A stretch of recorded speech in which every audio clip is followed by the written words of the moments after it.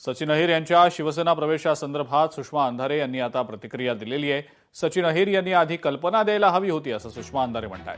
काल सकाळी माझं त्यांच्याशी बोलणंही झालं होतं, सगळं अचानक ठरलं असं अहिर म्हणाले, असं सुषमा अंधारेंनी सांगितलं। काल माझं सकाळीही त्यांच्याशी बोलणं झालं होतं।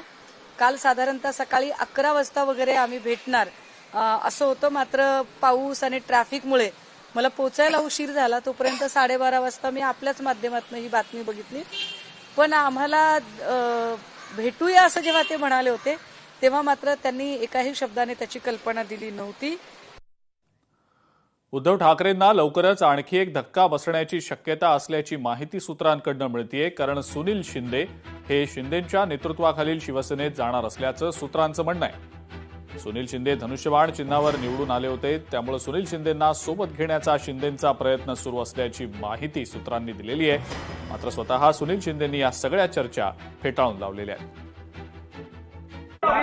बातम्यांमध्ये दम नाही, अशक्य सगळ्या गोष्टी सगळ्या निराधार आहेत। हे जे कोण माझे हितशत्रू आहेत त्यांना माझ्यावर जास्त प्रेम आहे।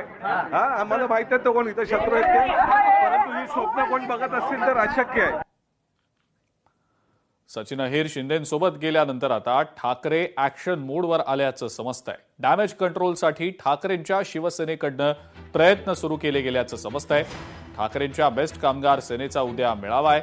वरळीतल्या पदाधिकाऱ्यांची काल बैठक पार पडलेली आहे। सचिन अहिर यांनी साथ सोडल्यानंतर आता उद्धव ठाकरेंनी तातडीनं बैठकांचं सत्र सुरू केल्याचं दिसतंय।